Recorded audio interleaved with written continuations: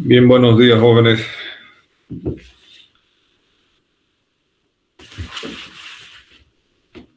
Buenos días, doctor. Buenos días, doctor. Bueno, me están escuchando bien entonces.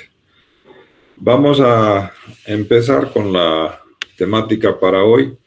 Después de haber visto la anterior semana todo lo que es los conceptos generales de salud, todo lo que implica entender lo que es la enfermedad también, ver algo de APS, la diferencia entre promoción y prevención, que espero que no se hubieran olvidado. Hoy día vamos a hablar de lo que es el Sistema Nacional de Salud y de lo que son o lo que es la Política Nacional de Salud. Cuando uno empieza a hablar de estos temas, pues inmediatamente tienen que entender ustedes que un sistema, cuando se habla de sistema, es un conjunto de elementos que tienen interconectividad entre sí y que cumplen una función específica. Esa es la definición en sistema que nos enseñan desde anatomía, histología, en fin. Este conjunto de elementos interrelacionados entre sí es interesante cuando uno aplica este concepto a lo que es el sistema de salud, porque tiene que ver con varias organizaciones o servicios en estos casos, o instituciones, como quieran llamarlo, que actúan con el objetivo de dar salud, pero que están interconectadas, ¿no? Entonces, es muy importante entender esta idea y lógicamente cuando nosotros vemos este macro de organizaciones, de instituciones, se darán cuenta de la dimensión, del tamaño que tiene un sistema y de las diferentes circunstancias, acciones, estructuras de las cuales tenemos que depender y lógicamente organizarlas, planificarlas de tal manera que puedan responder a las necesidades que tiene la gente, ¿no? Entonces, es todo un conjunto de este tipo de organizaciones y lógicamente dentro de las organizaciones los procesos y estos procesos que dan resultados. Me voy a ayudar con una presentación que ya se las dejé, por cierto, en el aula ahí virtual, ¿no? Para que puedan ustedes también tener esta ayuda a memoria que tiene que ver con este tema de los del Sistema Nacional de Salud. Sí, entonces, ya les decía, vamos a entender este sistema como una de las circunstancias que tiene una serie de fenómenos, de procesos, procedimientos, y que de acuerdo a lo que dice la Organización Mundial de la Salud, les recuerdo lo que ya dije la clase pasada. Nosotros en salud pública siempre tenemos un marco referencial que da la OMS. ¿Y por qué agarramos la OMS? Porque la OMS es una institución, un brazo técnico de la ONU, de la Organización de Naciones Unidas, donde está compuesto por más de 190 salubristas, médicos de todos los países del mundo, de los 5 continentes, quienes se sientan, analizan y nos dan las directrices, ¿no? Entonces, decir o desconocer conceptos, estrategias, documentos que plantea la OMS, a veces pues es soberbia o ignorancia, no sé en cuál de las dos, en cuál de los dos términos encajar a aquellos colegas o aquellas personas. No, la OMS dice cualquier cosa, no. Siempre hay que escucharle porque es un análisis de mucha gente con mucha experiencia, con mucho conocimiento y que sirve de paraguas, de parámetro para lo que nosotros hacemos a nivel de cada país, en este caso del nuestro, ¿no? ¿Qué dice la OMS del Sistema Nacional de Salud? Que es un conjunto de organizaciones, instituciones, recursos, personas, cuyo objetivo principal es mejorar, restaurar, mantener la salud de una población. Entonces, verán ustedes que, como indicaba hace rato, pues son organizaciones, instituciones, en fin, cuyo objetivo es dar salud. Eso nomás es. Quizás en esta definición falta la interconexión, ¿no? Tienen que estar Ojalá interconectados todos para hablar el mismo idioma, porque si no tenemos una serie de dificultades que ya lo vamos a ir comentando en el transcurso de las clases. La OMS también dice que en los sistemas de salud en general, por lo menos debemos considerar 6 grandes aspectos, áreas, estructuras, partes, como quieran llamarlo ustedes, pero nos dicen sistema, jóvenes, y tenemos que pensar en estas 6 cosas. Primero, que tiene que haber servicios, tiene que haber lo que se llama una cartera de servicios. ¿Qué vamos a ofertar? ¿Qué vamos a atender? Ese es el primer punto, que hay sistema, entonces ¿qué? Es como ir a una tienda, ¿qué vende, no? ¿Qué tiene allí? Después tiene que haber recursos humanos, personal sanitario. Cuando hablamos de un sistema, ya saben ustedes, no es solo médicos, son enfermeras, licenciadas, auxiliares, especialistas, generales, nutricionistas, trabajo social, en fin, es un conglomerado de personas que ya también van a ir viendo ustedes que cómo le hago yo para saber cuántos médicos necesito, cuántas enfermeras, cuántas camas, en fin, cuántos consultorios. Hay datos, hay parámetros que nos ayudan a ese tipo de planificación, a ese tipo de organización. Entonces, la segunda gran estructura, gran componente de los sistemas es recursos humanos.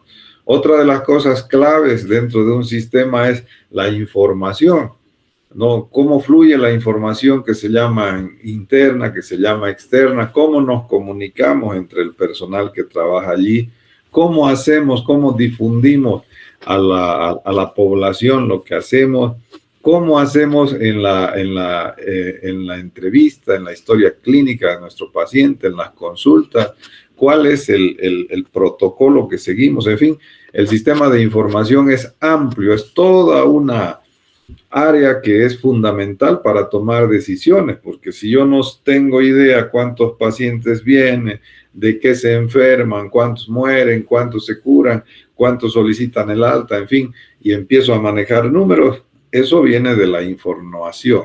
Si no tengo claro, es difícil avanzar, tomar decisiones, ¿verdad? El cuarto componente clave de los sistemas de salud son los medicamentos, en realidad medicamentos, insumos, todo lo que se utiliza en cuanto a inclusive equipamiento, yo lo pondría aquí, que como verán no está acá, pero es otro componente clave de los sistemas, hasta dónde vamos a equipar, hasta dónde vamos a tener una serie de circunstancias que nos ayuden a dar solución a muchísimos problemas de salud que llegan a los servicios. El cuarto, o más bien el quinto gran componente es el presupuesto. ¿De dónde voy a sacar o quién me va a financiar esto? ¿Quién va a ser el padrino, no? El gobierno, instituciones, cuánto yo necesito para funcionar, en fin, en qué voy a distribuir los recursos y todo eso es otra gran área de la parte de un sistema de salud. Y por último, la OMS plantea que tenemos que tomar en cuenta como procesos clave, componente clave de los sistemas, el liderazgo. En realidad la gobernanza, la estructura, cómo yo organizo la parte administrativa de un sistema de salud. Entonces, fíjense, estas 6 cosas que se quedan cortas, porque cada una tendríamos que desmembrarla grande porque involucra muchas cosas, hace que funcione un hospital, hace que funcione un sistema nacional de salud o un sistema local de salud, como quieran llamarle. Pero hasta mi consultorio, si yo quiero poner, tengo que tomar en cuenta componentes clave, ¿verdad? ¿Qué voy a ofertar? Horarios, yo voy a atender, lo voy a alquilar, voy a hacer con otro colega. O sea, antes, lo que quiero decirles es que antes de implementar un sistema hay que considerar muchas cosas. Para ustedes, con fines de la materia, nosotros hablamos de estos 6 elementos que son importantes. Entonces, vayan dándose cuenta la magnitud de aspectos que manejamos los administradores o los especialistas en salud pública. Cuando estamos en la dirección de un hospital, tenemos que ver muchas cosas, muchas circunstancias que hacen al desenvolvimiento y fundamentalmente a que el trabajo que se haga pues responda a las necesidades de la gente. Entonces, no se olviden Esto siempre les preguntamos en el examen porque tienen que saber, si hablas de sistemas, hay que hablar de recursos humanos, de servicios, de información, de medicamentos, de equipos, de presupuestos, de la parte organizativa, en fin, las áreas, la organización, que lo vamos a ver en las siguientes clases cuando hablemos de primer nivel, segundo nivel, en fin. Pero creo que está claro cuando decimos componentes clave de un sistema de salud. Lo que busca un sistema de salud, lo que se pretende es que sea universal. Si uno hace un sistema en una población, pues lo que interesa es que toda la gente de ese territorio, de ese país, de esa provincia, de ese departamento esté cubierta, que tenga posibilidad de ir a un servicio de salud. Entonces, cuando uno habla de universalidad, se refiere a eso, que todas las personas tengan la posibilidad de acceder. No es que tenga ahí, como cuesta caro, la mitad no puede ir porque no tiene plata. No, ver la posibilidad, no se olviden el término equidad que hemos estado hablando en la anterior clase, que es dar más al que más necesita. Entonces, yo tengo que pensar en la universalidad. Todos, independientemente de su capacidad económica, tengan la posibilidad de asistir. El otro gran elemento o característica de un sistema de salud es la integralidad. ¿Qué quiere decir integralidad? Que tenemos, acuérdense siempre de esto, cuando se dice integral, una atención integral, es que hagamos las 4 actividades que hacemos los médicos: promoción, prevención, curación y rehabilitación. Que no nos olvidemos. De hecho, ahora ustedes con seguridad han visto a sus profesores o están viendo en esta rotación que no es que solamente le cura, ¿no? Sino que además le aconseja, le sugiere dietas, ejercicios, no sé, una serie de acciones, de hábitos saludables. Eso es promoción. Pero también le dice, vacúnese, evite esto, evite el sol, evite este tipo de alimentos. Eso es prevención. Ya saben perfectamente distinguir ustedes. Entonces, hace las 4 cosas. Si hace las 4 cosas, está haciendo una atención integral de salud. Tiene que ser equitativo, ya hemos hablado de la equidad, estar el sistema para quienes más necesitan, y por último, tiene que tener sustento económico. De nada nos sirve tener todo planificado si no hay presupuesto, ¿verdad? Por eso dijimos que no se olviden, pregunta de examen también, que el derecho a la salud implica que el Estado ponga recursos económicos, ¿no? No es por nada de que se ha peleado mucho y al final se acordó en Almata en 1978 que todos los países deben garantizar, ¿no?, el acceso a la salud de sus habitantes. ¿Por qué? Porque en esa reunión se dijo la salud a partir de ahora tiene que ser un derecho. Y cuando alguna circunstancia es derecho, implica de que el sistema o el Estado, más bien en este caso, tiene que ser quien financie las acciones que deben ejecutarse en esa área, en este caso salud. Entonces, el sistema tiene que ser universal, integral, equitativo y económicamente sostenible para que funcione. Si no, es complicado. ¿Cómo está en nuestro país esto del sistema? Bueno, en nuestro país actualmente la ley que más nuevita, que establece estos términos, estos conceptos, es la ley 1152 del 2019, donde se intenta con la ley que el sistema abarque a toda la población, ¿no? Y a eso se le llamó el Sistema Único de Salud, el famoso SUS, que lo vamos a hablar enseguidita nomás, y que lógicamente el Estado, como ha firmado este acuerdo en 1978, garantiza pues una atención gratuita, una idea de que el sistema llegue a todas partes y fundamentalmente a los que más necesitan. Aunque eso ya sabemos que es complicado porque lamentablemente nuestras leyes no son equitativas, sino tienden a ser igualitarias. Y ahí está el grave problema, ¿no? Ojalá que este gobierno o el que venga, no sé, en el futuro, ustedes se preocupen y digan, no, hay que hacer leyes equitativas, no leyes igualitarias. Entonces, nuestro Sistema Nacional de Salud actualmente tiene varios sectores, está segmentado. Esto se llama así, ¿no? Segmentación. Hay varios prestadores de salud, quiere decir. Por un lado tenemos la salud pública, que es la que está estructurada en base a las disposiciones del Ministerio de Salud. En fin, por el otro lado tenemos la seguridad social, que son el derecho que tienen los trabajadores. La siguiente semana vamos a hablar de seguridad social. Justamente, todos los que tienen trabajo formal, por ley, tienen seguridad social, ¿no? Aquí están las cajas, todas las cajas de salud atienden a los trabajadores y sus familias. Eso es seguridad social. Después tenemos un grupo menor que es medicina privada, que prefiere pagar para ser atendido. Otro gran grupo de servicios y de organizaciones que prestan salud están a cargo de las iglesias, mayoritariamente la católica, pero otras iglesias también tienen evangélicas, tienen servicios de salud. Y por último está la medicina tradicional, que es parte también por ley de este sistema. Entonces verán que nuestro Sistema Nacional de Salud tiene una serie de subsectores, se llaman esto, ¿no?, que lo conforman. Entonces, todos con la misma intención de garantizar la salud para los bolivianos. Entonces, esa es la estructura de nuestro Sistema Nacional de Salud. Fíjense ustedes, para que tengan una idea general, no es el afán que se aprendan de memoria, pero a nivel de país tenemos casi, ¿qué les digo? Pues como 3.500 a 4.000 servicios de salud entre primero, segundo y tercer nivel, ¿no? Entonces, inclusive tal es la deficiencia en información. Fíjense, uno de los elementos clave, que esto es del Ministerio de Salud. Este dato es del 2019 de la UDAPE, de la Unidad de Asuntos de Factores Económicos del Estado, que es la que se encarga de medir este tipo de cosas.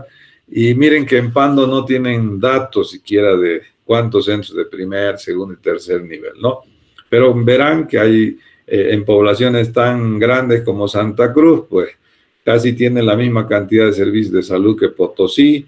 Y estos servicios de tercer nivel, pues son servicios que se suman, pero son especialidades.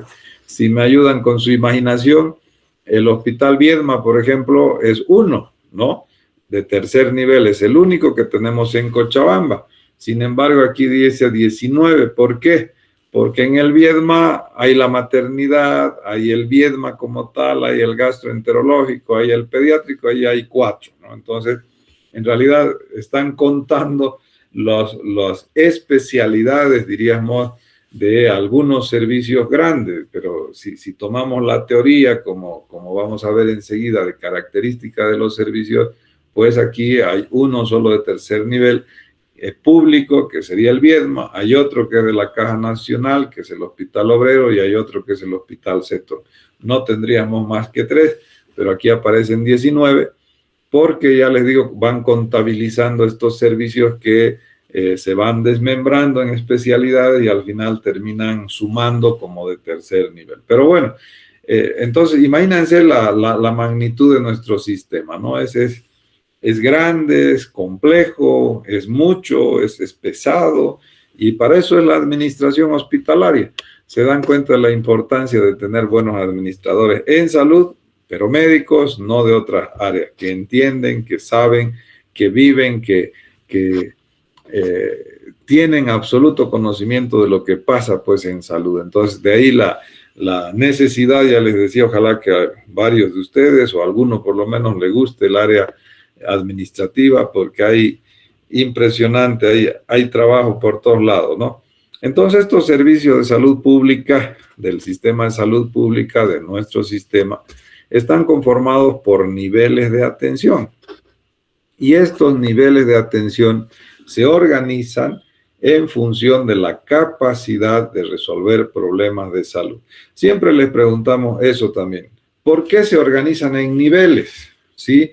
Esto es otra de las ideas que nos ha dado Alma-Ata cuando hablaron de atención primaria en salud. Dijeron los servicios se deben organizar en primeros, segundos, terceros niveles en función de la capacidad de resolver problemas de salud, joven. No se olviden, pregunta de examen.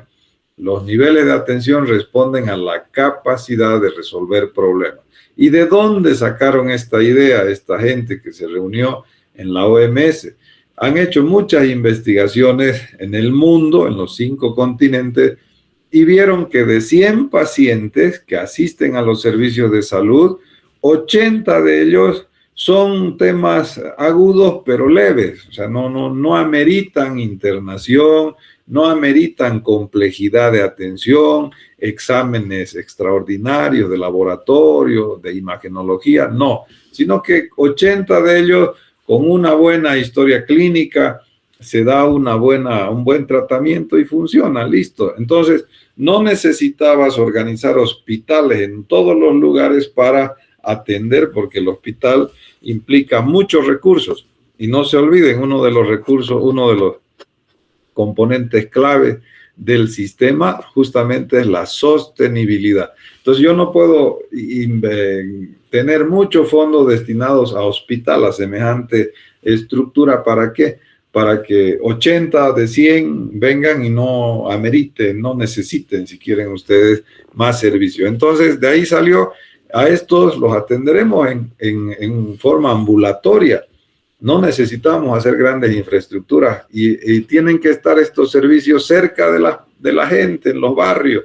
Y de ahí que se organizaron, y ustedes han conocido en sus rotaciones que han hecho en primero, en segundo, han ido por diferentes zonas de la ciudad, ¿verdad? Que está distribuido, en este caso en Cochabamba, norte, sur, este y oeste.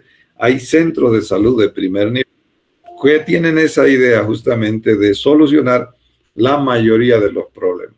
¿Qué pasa con el segundo nivel? También se dieron cuenta que de esos 20 restantes, habían 15 que correspondían a grupos etarios bien definidos. Eran niños o mujeres embarazadas. Entonces dijeron, no, tampoco para 15 vamos a construir semejantes hospitales, sino que intentaremos que ese segundo nivel, sí, resuelva las cosas básicas. Por eso hablaron de 4 especialidades básicas de estos servicios. ¿Cuáles son esas 4 especialidades básicas? Ginecobstetricia, pediatría, cirugía y medicina general. Entonces aquí sí dijeron, a ver, si bien estos servicios no tienen que estar en todas partes, sino donde haya más de 50,000, 60,000 gente, donde sumados estos 15 de aquí, 15 de allá, 15 de allá, pues se haga una masa importante y puedan ser atendidos y resueltos los problemas. Entonces, de ahí apareció esta idea del segundo nivel con 4 especialidades básicas. Por lo tanto, estos servicios ya tienen internación, ya tienen salas, ya tienen una serie de características hospitalarias. No se olviden que el término hospital viene de hospedaje. Entonces, donde la gente se puede quedar a dormir, a quedarse hasta resolver su problema. 4 especialidades básicas. Y se dieron cuenta también que 5 de 100 pacientes, 5 de ellos sí o sí necesariamente tenía que evaluarlo un especialista de otra área, ya no por el grupo etario, sino más bien o por el género, o por el grupo de riesgo que se llama, sino que eran situaciones que ameritaban una serie de valoraciones por otros especialistas.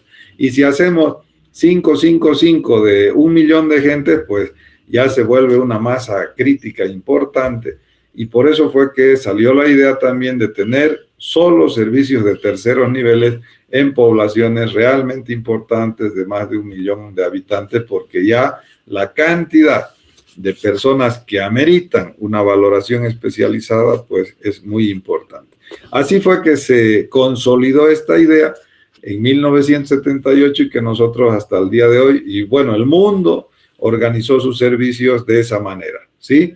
Y funciona, y si se estructurara absolutamente cumpliendo los principios que nos dieron en Alma-Ata, yo creo que funcionaría muy, muy bien. Aquí nuestros vecinos, Brasil lo hizo, funciona bien.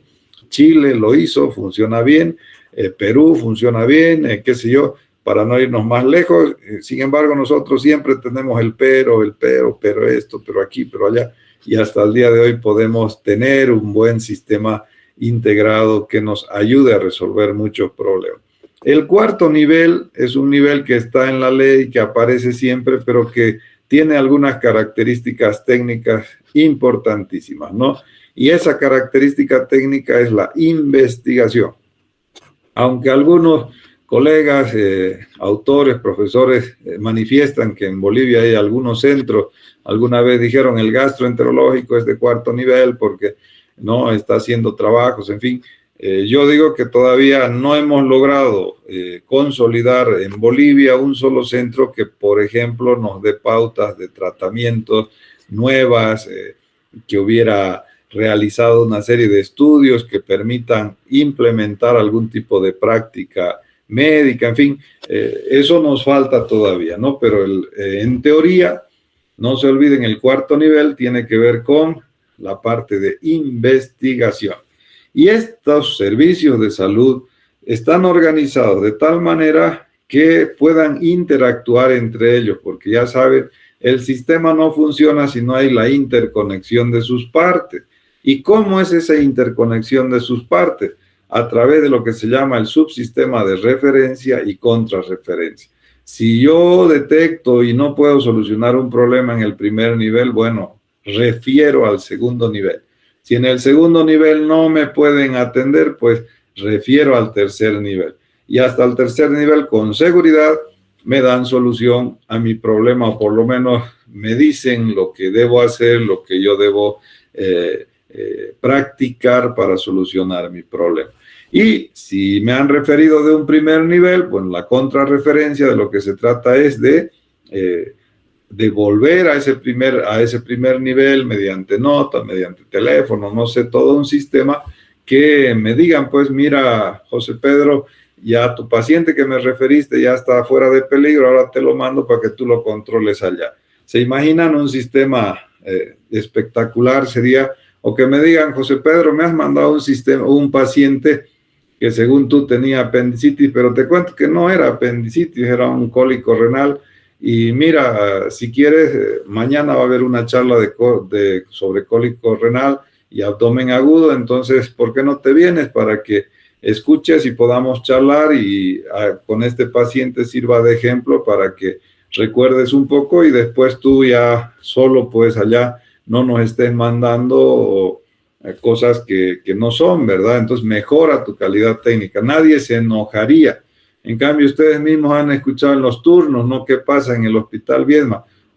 Semejante bruto, que claro, todo no es todo un desprestigio, cosa que no debe suceder y que el sistema está pensado más bien para que te capaciten, ¿verdad? Entonces, si tú notas que los días jueves que hace turno el José Pedro, no sé, pues en Quillacollo se te llena tu hospital, bueno, no vas a esperar cuatro turnos, ¿verdad? Sino que al tercero dirás, lo llamarás, mira, estoy viendo que tú me estás derivando muchos pacientes, ¿qué está pasando? ¿No estás valorando o necesitas una pasantía, una semana? Vente aquí con nosotros, te vamos a refrescar, porque siempre uno necesita un refrescamiento de sus conocimientos, por ejemplo, ¿no? Entonces, así funcionaría pues una maravilla. El nivel aumenta, la calidad aumenta, hay integralidad, hay universalidad y se cumplen todos los elementos y principios que hablamos de inicio de clase, ¿no?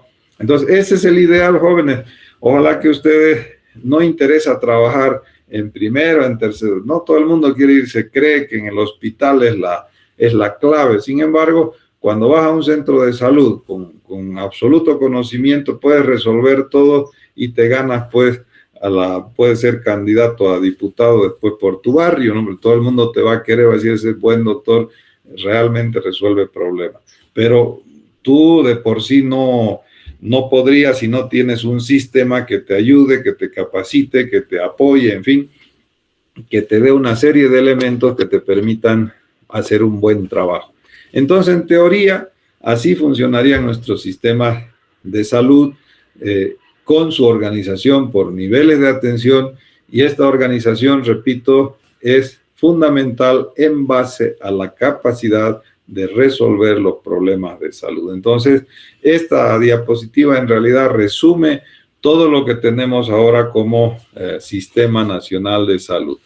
Todos estos sistemas de salud o estos centros más bien están organizados en lo que se denominan redes de servicios de salud, que varios primeros niveles y refieren a un segundo nivel, ¿no? Esta división que ven aquí puede ser por municipio, pueden ser varios municipios, ya vamos a ver enseguida un gráfico, pero lo más importante que tengan, que se llama red de salud, ustedes tienen que saber eso. ¿Qué es una red? Es la interconexión de centros de primer nivel con un centro de segundo nivel. Y este centro de segundo nivel, además, conectado con un centro de tercer nivel. Así debería funcionar. ¿Por qué se habla de red? ¿Para qué son las redes de salud, jóvenes? ¿Cuál es la finalidad de una red? Es garantizar la atención continua. Es pregunta también de examen.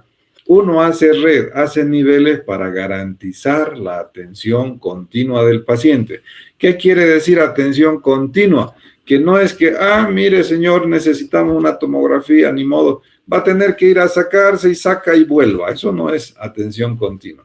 Atención continua es decir, señor, necesito una tomografía, en este momento lo voy a referir al Hospital Viedma para que le hagan y después nuevamente usted va a venir para darle su diagnóstico y su tratamiento. Esa es la idea de la red, ¿verdad? Continuidad de la atención, no se olviden.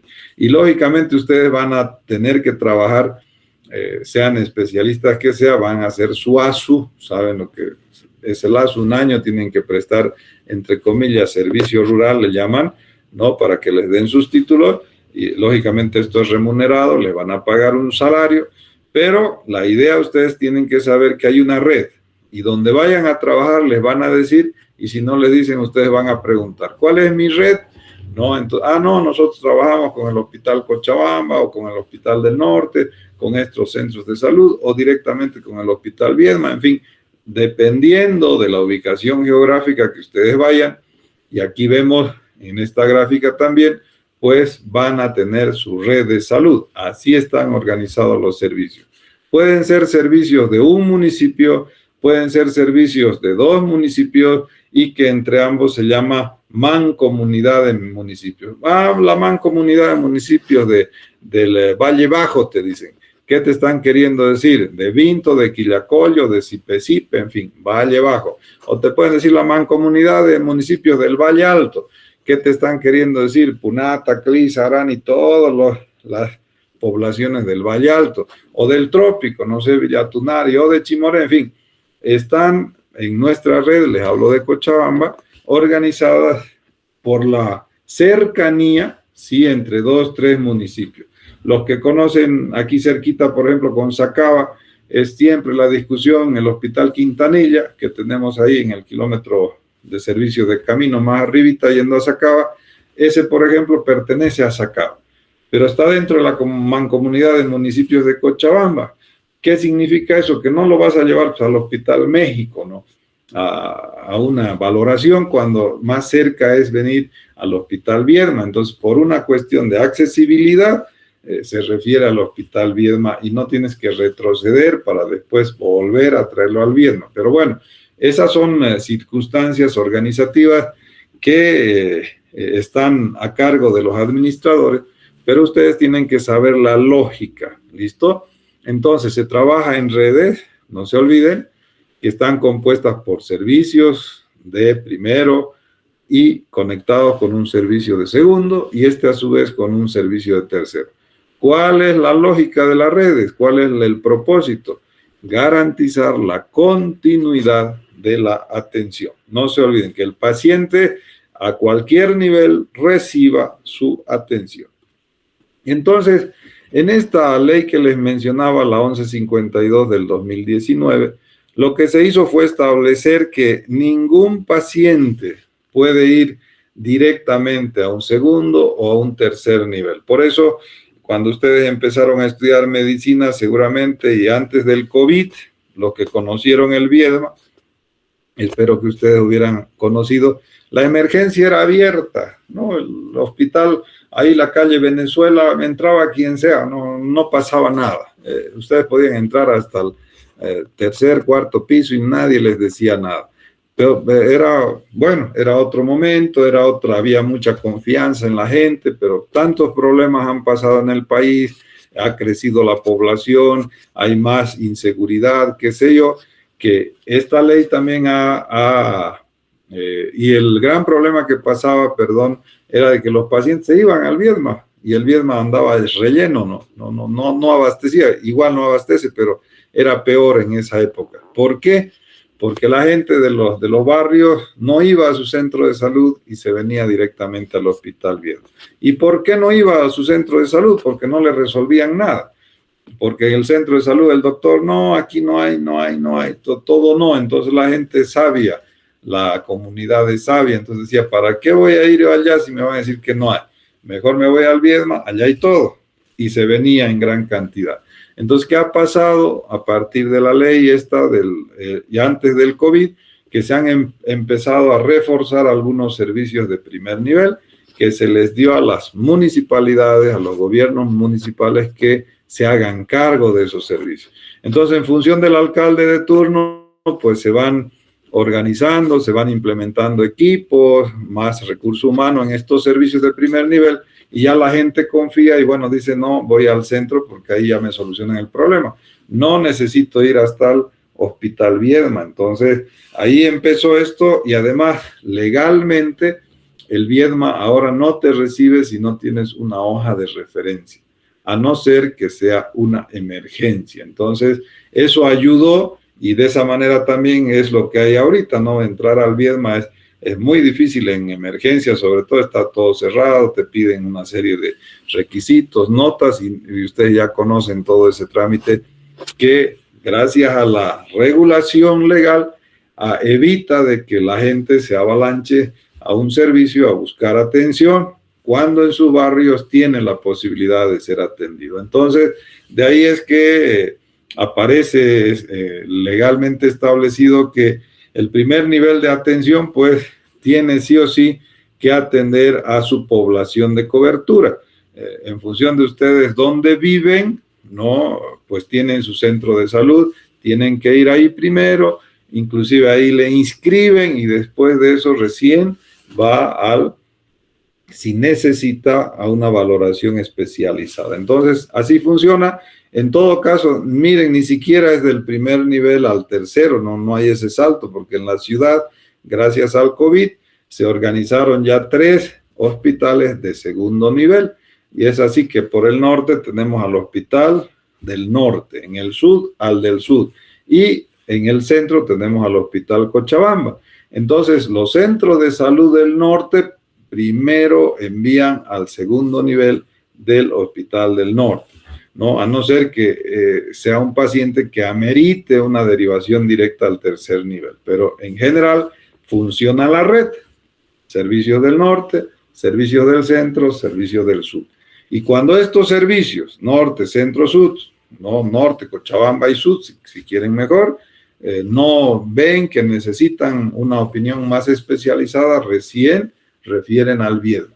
Pero dirán, entonces el Viedma no hace nada. No, pues eso estoy hablando solo de Cochabamba, pero de todas las 16 provincias de Cochabamba, pues tienen que referir directamente al Hospital Viedma. Entonces eso convierte que el hospital esté siempre relleno y a veces griten nuestros colegas porque la gente está siendo atendida pues en camillas, en el pasillo y una serie de cosas, ¿no? Entonces ese es el formato, la complejidad que tenemos cuando hablamos de esta organización de servicios de salud. Bien, como verán ustedes, ¿quién organiza? ¿Quién hace que esto funcione? Bueno, a nivel nacional tenemos el Ministerio de Salud, que es el que da las normas, el que emite todos los protocolos a cumplir. A nivel del departamento es el CEDES, ¿sí? Quien hace que esas normas del nivel central se cumplan, se implementen. Y a nivel local, los DILO, que se llaman Directorios Locales de Salud, que están en cada municipio. Entonces, ¿quién atiende? Esta es la parte, si quieren ustedes, de gestión, ministerio, sedes, dilos, ¿no? Y esta es la parte de atención, la red, primero, segundo, tercer nivel. Entonces, todo funciona, dijimos, sistema interconectado y cumpliendo la idea de atención médica para todos los que así lo requieran. Entonces, fíjense que es toda una maraña. Aquí interviene la parte legal, la parte de los gobiernos municipales, locales, en fin. Entonces, vean la magnitud, jóvenes, de trabajar en el área administrativa de salud. Por eso no es tan fácil. A veces yo digo, es mejor nomás ser ginecólogo, así me dedico a mis gorditas y a las hormonas y punto, ¿no ve? En cambio, cuando trabajas aquí en el área administrativa son muchas cosas y tienes que estar pendiente, pensando, organizando, planificando de tal suerte que funcione tu sistema, que haga una atención integral, que además la gente esté totalmente informada de lo que sucede. En fin, es toda una serie de actividades. ¿Se dan cuenta? A mí me gusta mucho, yo me dedico, por eso hablo tan eufórico cuando digo, a ver, ¿cómo se puede hacer? Porque es toda una especialidad pues que implica mucho tiempo y implica mucho razonamiento crítico para poder organizar los servicios de tal manera que respondan a la necesidad de la gente. Ustedes siempre escuchan problemas. Claro que hay muchos problemas, no hay medicamentos, que para este grupo, que los niños con cáncer, que las mujeres, que no el pediátrico, que no tiene miles de problemas. Lógicamente, por la complejidad que esto implica, pues hay muchos problemas, ¿no? Pero bueno, estos comentarios los realizo para que vean la importancia de la salud pública, ¿no? De los médicos que nos dicen de escritorio, pues caramba, nosotros prácticamente somos los que hacemos que funcione el resto, ¿no? De cosas. Cuando se habla de política, hemos hablado de sistema, cómo están nuestros servicios, y dijimos que uno de los elementos clave es qué ofertamos, ¿sí? ¿Qué servicios vamos a ofertar? ¿Cómo nosotros determinamos si tenemos ginecólogos, urólogos, pediatras, qué especialidad necesitamos? Todo parte, jóvenes, esto no se pueden olvidar ustedes, lo han llevado el año pasado en epidemia, de la composición de la población. Y para ello tenemos lo que se denomina la pirámide poblacional. Esta pirámide, esta es del 2025 del INE, ¿no? Ustedes verán que nos indica el tema, primero mujeres, hombres, ¿no? La división, y después por edades. Y ustedes han aprendido, espero que se acuerden, ¿no? Y si no, se los recuerdo, que por grupos de edades hay problemas de salud. No es lo mismo el niño menor el neonato, hasta 30 días de nacido, que el lactante, ¿no? Menor de 1 año o de 2 años, o que el preescolar, o que el escolar, o que el adolescente, o que el joven, qué sé yo, o el adulto productivo en función de sus actividades laborales. En fin, cada grupo tiene sus características peculiares. Y para yo tener base de decisión y de idea de decir qué puedo hacer, qué puedo ofertar, tengo que recurrir como primer dato fundamental a la pirámide poblacional, ¿no? Entonces, aquí solo con mirar me doy cuenta que nuestra población es joven y que está entre 44 y 0 años. Entonces me tengo que preocupar en organizar mi sistema, mi oferta de servicios enfocado principalmente a estos grupos de edad, ¿no? Por eso es que siempre lo planteo y no se olviden jamás, cuando ustedes vayan a una red de salud o a un servicio, van a ver al entrar siempre tienen la población, ¿no? De cobertura, dice población de cobertura. ¿Cuántos menores, cuántas embarazadas, cuántos adultos? Así está en todos los servicios de salud. Y eso no es casual, sino que es una necesidad. Cuando yo llego, miro, digo, mira, 30,000 personas viven en la zona, yo tengo, esa es mi área de cobertura, 30,000. ¿Cuántos habían sido niños? ¿Cuántos habían sido mujeres? ¿Cuántos habían sido hombres? ¿Cuántos son mayores, adultos mayores? ¿Verdad? Entonces, ahí yo me doy cuenta y digo, ajá, Si hay muchos niños menores de 1 año, ¿cómo está mi vacunación? Empiezo ya a relacionar actividades con grupo de edad. Por lo tanto, este dato es fundamental cuando queremos nosotros hablar de salud. Ya no se olviden, siempre la población, y no nos sirve que nos digan 30,000. ¡Wow! ¡Qué poco, qué mucho! Con eso no hacemos casi nada. Nos interesa la desagregación por grupos etarios, porque ahí sí tenemos posibilidad de análisis para decir, hay muchas embarazadas, por lo tanto tengo que hacer estrategias de promoción, prevención para este grupo. No puedo no tener cama, sala de parto en mi servicio porque sé que me van a llegar, ¿verdad? Así de simple, sabiendo, conociendo yo esta desagregación de población, me da ideas para plantear solución. ¿Listo? Nuestra política también de salud responde a intereses, más que a intereses, a compromisos, diré mejor, internacionales. Siempre la OMS, la ONU, firman compromisos que ahora les llaman objetivos cada 15 años. Y lo último que se firmó fue el año 2015, se llaman Objetivos de Desarrollo Sostenible. Son 17 acuerdos a nivel mundial. Entonces el país, Bolivia, hace todos sus planes estratégicos y, lógicamente, en salud, orientados a cumplir ciertas áreas que nos está planteando la OMS como prioritarias. Y a veces políticamente nos dicen, no, es una imposición, hay que revelarnos, el imperio, ¿no? Así hablan algunos, pero no es eso. Fíjense, cuando nos dan objetivos son cosas grandes, nos dicen, a ver, tienes que trabajar en salud y bienestar, es el objetivo 3. No te dicen, vas a trabajar contra la lepra, por decir algo, ¿no? Alguna enfermedad, no, sino te dice, trabaja en salud y nutrición. Entonces, como país, nosotros tenemos que demostrar qué estamos haciendo en salud, en general, promoción, prevención, curación, rehabilitación y en bienestar. ¿Listo? Entonces, ¿y cuál es la idea? Puedes cumplir o no cumplir estos acuerdos. 15 años te dan para mejorar tus indicadores. Hay una línea de base. Por ejemplo, yo parto con que la desnutrición en mi país es 19%. Y la idea es que en 15 años voy a llegar al 15%. Entonces voy midiendo y la meta es que el año 2030 yo tenga 15% de desnutridos.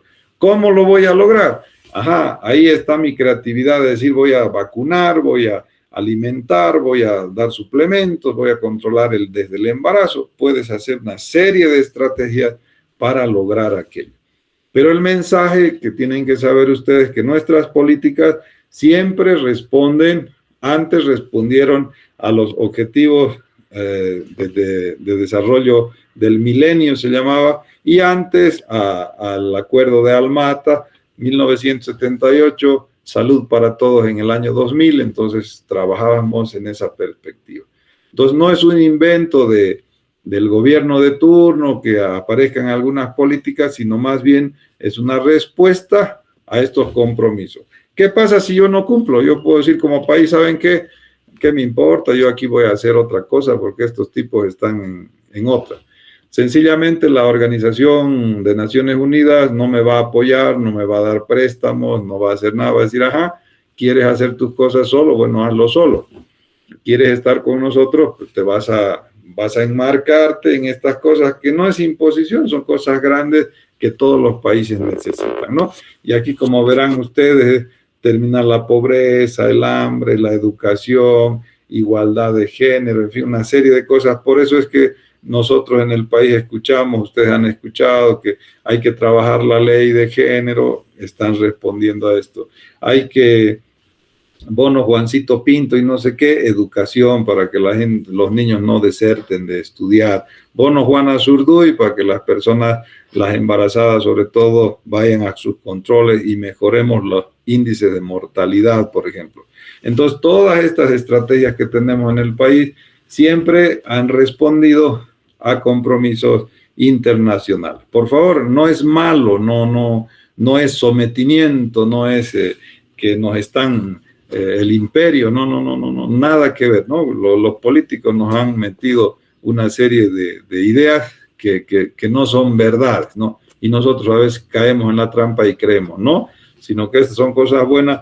¿Quién puede dudar, por ejemplo, no sé, que el agua es fundamental? Pues sí, eso no es político, es un elemento vital y tenemos que trabajar, tenemos que demostrar que hay agua segura, hay agua limpia en nuestro departamento, en nuestra ciudad, para nuestra gente, y ya está.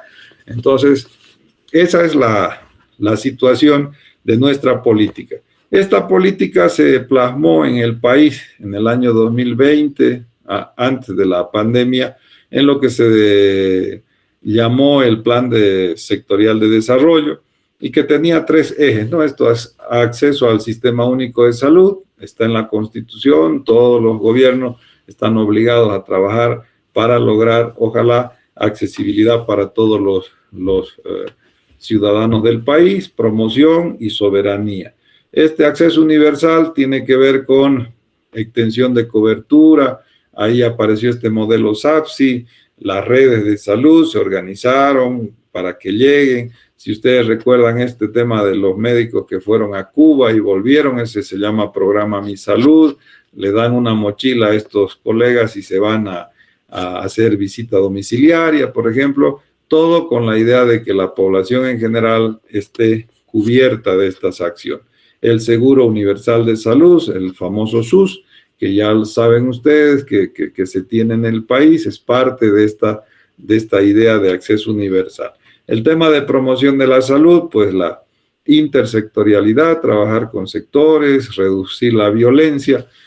A propósito de esto, esta foto siempre pongo porque en promoción de la salud, en la teoría, en los papeles, está la integración de discapacitados y evitar la violencia, ¿no? Si ustedes recuerdan, hace unos 8 o 10 años estaban en colegio o por entrar tal vez a la U, los discapacitados fueron a La Paz y los gasificaron, los estropearon violentamente la policía, ¿no?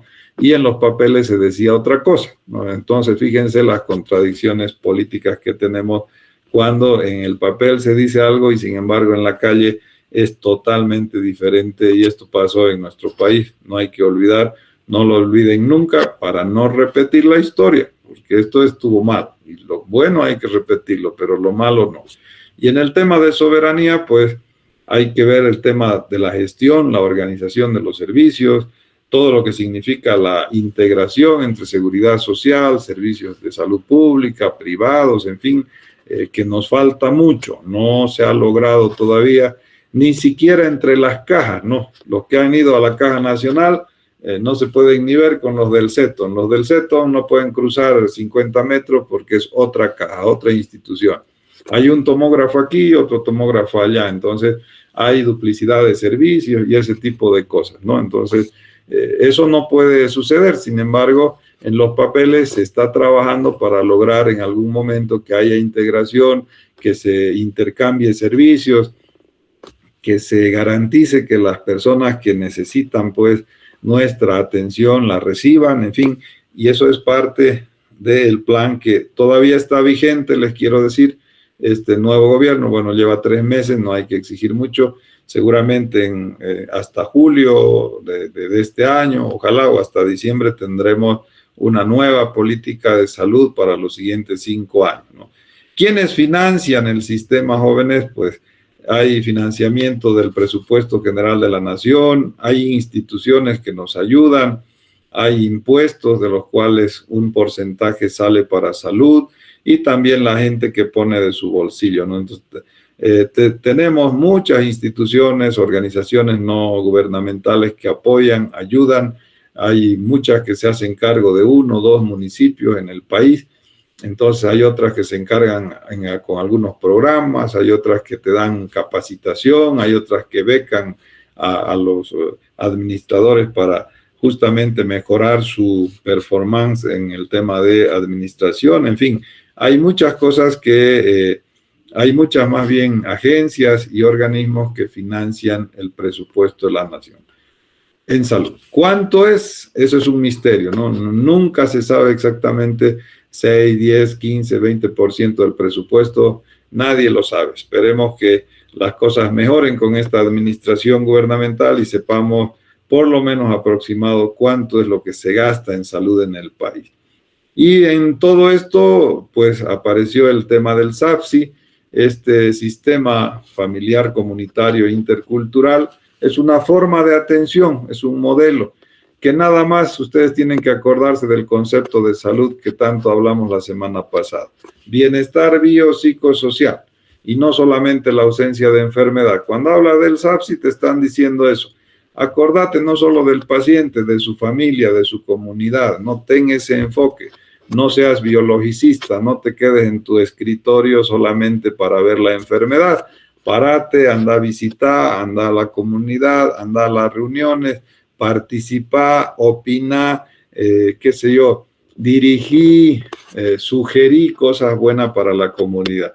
La idea es vivir bien y lógicamente para vivir bien pues tenemos que participar todos desde nuestra experticia, desde nuestros conocimientos y eso es el SAFSI, ¿no? En realidad es el enfoque que tendríamos que haber. Este SAFSI tiene principios, participación comunitaria, ya saben, participar es tomar decisiones, intersectorialidad, trabajar con todos los sectores. Qué lindo sería que educación nos pregunte, oigan ustedes salubristas, ¿qué opinan del desayuno escolar? ¿Qué les damos a los niños? Por ejemplo, no hay desayuno escolar, pero le dan un plátano con galletas Mabel. ¿Sirve o no sirve? ¿Qué opinan? ¿No ven? Nunca ha habido ese encuentro. Y el SAFSI tiene esa idea, dice, a ver, siéntense, señores, y coordinen, pues, hagan un solo programa que vaya en función de lo que se tiene y de las necesidades que tiene nuestra gente. Pero esto es un discurso, siempre la gente dice, no, nos tenemos que sentar, hay que charlar, hay que coordinar, pero al final nunca se logra, ¿no? Es uno de los temas pendientes en el país y que ojalá que algún momento se logre, sería fantástico, ¿no? Igual que la interculturalidad, hay mucha discriminación todavía entre urbano-rural, entre oriente-occidente, entre quechuas aymaras, entre municipio y municipio, ¿no? A un municipio se le ocurre bloquea, en fin, hay toda una serie todavía de diferencias que va a costar años, pero hay que hacerlo, hay que hacer el esfuerzo para intentar que esto se acorte el tiempo en lograr la coordinación. Y la integralidad, que es, ya saben, atender, hacer las 4 cosas como médicos cuando te viene tu paciente. Promoción, prevención, curación y rehabilitación. Este SAFSI, pues, tiene su orientación preventiva, pero también educacional, curativa, no. Está organizada, aparece en las redes de salud, pues, inclusive hay una especialidad, seguramente ustedes escucharon, la especialidad SAFSI. Se les ocurrió formar especialistas solo en SAFSI.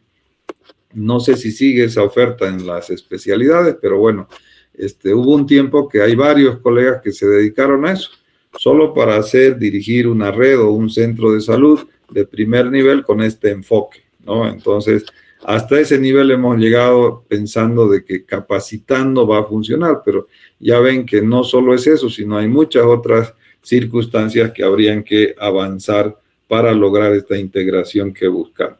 El instrumento del SAFSI donde se registra, donde tú puedes decir, mire, yo estoy trabajando con el modelo salud familiar comunitaria intercultural, es la famosa carpeta familiar. Nosotros vamos a hacer una pequeña práctica, tiene que ver con la carpeta que aprendan a llenar, porque van a ir al internado y les van a hacer llenar a ustedes la carpeta. Es sumamente fácil, hay todo un manual de llenado, y ahí es donde uno dice, mire, yo estoy trabajando con el enfoque SAFSI, aquí está la historia clínica, en este caso se llama la carpeta familiar, sé de mis 1000 familias que tengo, qué es lo que estoy haciendo, en fin, entonces esa es la idea de trabajar con la carpeta, ¿no? No es cuestión de discursar, sí, nosotros hacemos SAFSI. ¿Cómo hacen? Ahí está la carpeta. 1000 carpetas, 2000 carpetas, 3000, no sé cuántas, por zonas. Yo estoy en esta cuadra que hay 15 familias, sé las composiciones de esas familias y por lo tanto sé qué acciones voy a hacer con esas 15 familias, ¿no? En eso consiste el SAFSI. En general, le vamos a dedicar una actividad práctica a esto y ahí ya van a ver cuando hagan ustedes su trabajo práctico. Otro de los componentes de la política son los programas de salud. Los programas de salud son actividades coherentes, integradas, en fin, que buscan trabajar en promoción, prevención, curación y rehabilitación de una patología. No, cuando salió Almata, en Almata, en la declaratoria de Almata, se decía también que se trabaje más sobre grupos vulnerables, ¿no? Entonces, si bien había la idea de integral, de atender a toda la gente como un todo, pero se vio que muchos países dijeron, no, pero hay problemas únicos que afectan y matan a los niños, ¿no? Como las enfermedades infectocontagiosas, inmunoprevenibles, no sé, transmitidas por vectores. Y de ahí fue que aparecieron estos programas con el riesgo de programatizar la salud. Siempre hay ese riesgo, ¿no? Entonces, ¿cuál es la desventaja de los programas? Que van acompañando siempre a las políticas generales de salud, como es en Bolivia lo mismo, ¿no? Es la fragmentación y sobre todo la especialización de los trabajadores. Si ustedes han visto en algunos centros, hay licenciadas solamente hacen PAI, ya no pueden hacer otra cosa, ¿no? Vacunas. Hay otra que solamente hace tuberculosis, ya no puede ayudarnos en otras tareas. Entonces, el riesgo de los programas, si bien son buenos, ayudan, pero es que te estás preocupando por una patología, no por el total de la salud, ¿no? Y esa es siempre la discusión, pero ¿qué hacemos? Se están muriendo por chikungunya, pero no vas a hacer un programa para chikungunya cuando puedes hacer un programa para enfermedades transmitidas por vectores, por ejemplo. Entonces hay un grupo de gente que cree que haciendo programas es lo mejor que se hace. Ya vemos otros, yo me sumo a ese grupo, que no, que hay que ver las cosas de forma integral, más allá de los programas, porque el programa tiene muchas limitaciones o desventajas, y una de ellas es la especialización. Aquí dice burocratización, da lo mismo, ¿no? Pero bueno, la burocratización es una cosa que te piden informes solo de eso, vaya a buscarlo a su casa, hoja, ficha, en fin, todo un esquema para una patología, ¿no? Y sin embargo, vemos que no solo se mueren por chikungunyas, también se mueren por accidente de tránsito, también por cáncer, también por esto, por lo otro. Entonces tenemos que ver siempre de global la situación de salud. Sin embargo, hay programas y esa es la realidad y ustedes también tienen que saber de qué se trata, ¿no? Tenemos este programa, el PAI, a muchos sé que no les gusta este cuadro. No les vamos a preguntar, no se preocupen, no es parte de la temática, pero ustedes tienen que saber, porque esto es importantísimo. De 10 pacientes, 8 vienen a preguntarte las vacunas. Entonces, si no sabes el PAI, vas a pasar calores cuando estés haciendo consulta, ¿no? Pediátrica. Hay también programas de tuberculosis, saben ustedes. Hay más programas de VIH, rabia, en fin. Hay en el país, si entran a la página del ministerio, hay como 35 programas, yo conté el otro día. Y claro, eso es complicadísimo porque imagínense ustedes estar trabajando con tantos programas, es demasiado, ¿no? Y lógicamente cuando uno está en esa circunstancia, pues es complicadísimo porque... bueno, te consume todo el tiempo, jóvenes. No estoy diciendo que es malo, ojo, hay que hacer a veces el VIH-Sida, Chagas, amerita hacer programas, pero bueno, ojalá que veamos la salud de manera más integral y no empezar a fraccionar por patología, porque además cuesta mucho, ¿no? Necesitas presupuesto solo para el programa. Y esto se ha venido haciendo en países como nosotros, pues que tenemos tantas dificultades y tenemos que estar apagando incendios, pues se nos mueren de una cosa, se nos mueren de otra, y ese es el gran problema cuando no vemos la cuestión que es un tema socioeconómico, que hay que ayudar, hay que apoyar, hay que educacional, qué sé yo, y de otro estilo, no precisamente desde la parte de la enfermedad o que es un tema específicamente de un sector, de un municipio, no. Bueno, eso es. No sé si tienen alguna pregunta sobre sistemas de salud y políticas de salud. Melanie Torrico. Sí, doctor. ¿Se entendió? ¿Se entendió? Se entendió bien. Bueno. Cristian Mamani. Buenos días, doctor. Buenos días. ¿Se entendió todo? Sí, doctor, se comprendió. Bueno. Entonces, para la siguiente clase vamos a ver lo que es seguridad social, vamos a hablar un poco de los otros subsectores del Sistema Nacional de Salud, para concluir con todo esto que es la parte de los componentes del sistema que tenemos en el país. Si no tienen ninguna pregunta, pues les deseo un buen fin de semana y el otro sábado ya estamos otra vez hablando sobre seguridad social y los otros temas que nos faltan, ¿ya? Que pasen bien, jóvenes.